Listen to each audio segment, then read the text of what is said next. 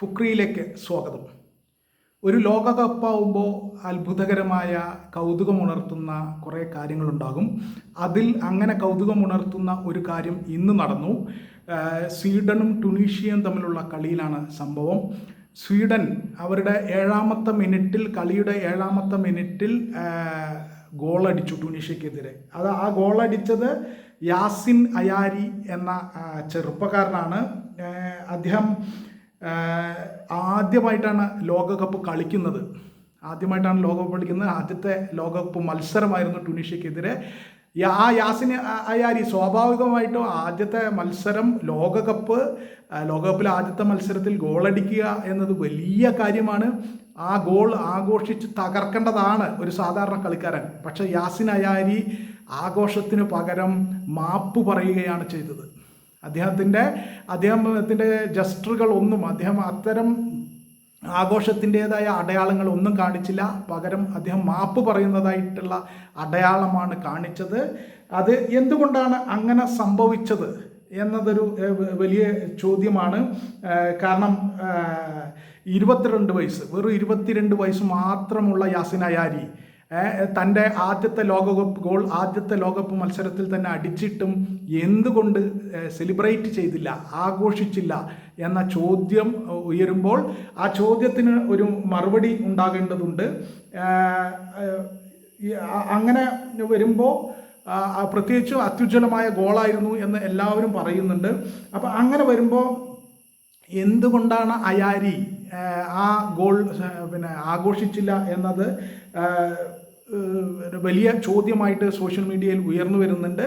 അതിൻ്റെ ഒരു കാരണം, ഇപ്പോൾ സാധാരണഗതിയിൽ ഒരു കളിക്കാരൻ തൻ്റെ ഗോൾ ആഘോഷിക്കുന്നില്ലെങ്കിൽ അത് മുമ്പ് താൻ കളിച്ച ക്ലബിനെതിരെയാണ് ആ ഗോളെങ്കിൽ അദ്ദേഹം അത് ആഘോഷിക്കാറില്ല.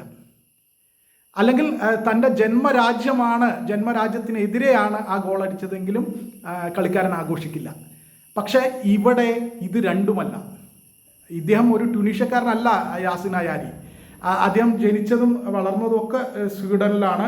സ്വീഡനിലെ സോൽന എന്ന് പറഞ്ഞ സ്ഥലത്താണ്.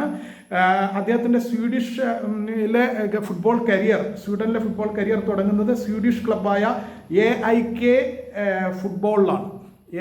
ഫുട്ബോളിലാണ്. പക്ഷേ എന്നിട്ടും അദ്ദേഹം സ്വീഡൻകാരനായിട്ടും എന്തുകൊണ്ട് അദ്ദേഹം ടുണീഷ്യക്കെതിരായ ഗോൾ ആഘോഷിച്ചില്ല എന്ന ചോദ്യത്തിന് ഒറ്റ ഉത്തരമേ ഉള്ളൂ. അദ്ദേഹത്തിൻ്റെ പിതാവ് അസൗസ് ടുണീഷ്യക്കാരനാണ്. Azouz is Tunisian yet encourage his son to represent Sweden. അദ്ദേഹം ടുണീഷ്യക്കാരനാണ്. എന്നിട്ടും മകനെ സ്വീഡനെ പ്രതിനിധീകരിക്കാൻ അദ്ദേഹത്തിൽ സ്വാധീനം ചെലുത്തി എന്നാണ് പറയുന്നത്. അദ്ദേഹത്തെ പ്രേരിപ്പിച്ചു എന്നാണ് പറയുന്നത്. അതുകൊണ്ടായിരിക്കാം അയാരി സ്വന്തം പിതാവിൻ്റെ രാജ്യത്തിനെതിരെ ഗോളടിച്ചിട്ട് ആഘോഷിക്കാതിരുന്നത്. അദ്ദേഹത്തിൻ്റെ അച്ഛൻ ടുണീഷ്യക്കാരനാണ്. അതുകൊണ്ടാണ് അയാരി ടുണീഷ്യക്കെതിരായ തൻ്റെ ഉജ്ജ്വല ഗോൾ ആഘോഷിച്ചതേ ഇല്ല. എന്തൊരു കളിക്കാരനാണല്ലേ, എന്തൊരു മാനസികാവസ്ഥയാണല്ലേ, എന്തൊരു ഹൃദയമാണ് അയാൾക്ക്, എന്തൊരു വല്ലാത്തൊരു സ്നേഹം അയാളോട് നമുക്ക് തോന്നുന്നുണ്ട്.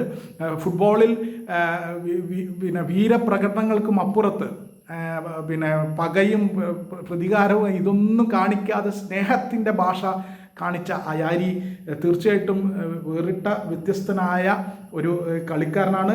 അയാരി 2021 ടുണീഷ്യയെ പ്രതിനിധീകരിക്കുന്നതിനെ കുറിച്ച് ആലോചിച്ചിട്ടുണ്ടായിരുന്നു യഥാർത്ഥത്തിൽ. പക്ഷെ പിന്നീട് ആ തീരുമാനം മാറ്റുകയായിരുന്നു. അയാരി സ്വീഡിഷ് നാഷണൽ ടീമിന് വേണ്ടി സ്വീഡിഷ് ദേശീയ ടീമിന് വേണ്ടി ആദ്യമായി കളിച്ചത് 2023 അദ്ദേഹം ഈ വർഷം ആദ്യമാണ് അദ്ദേഹത്തിന് ലോകകപ്പിനുള്ള സ്വീഡൻ ടീമിലേക്ക് വിളി വന്നത്. എന്തായാലും യാസിൻ അയാരി അങ്ങ് ഈ 2026 ലോകകപ്പിലെ ഏറ്റവും ഹൃദ്യമായ ദൃശ്യങ്ങളിൽ ഒന്നാണ്.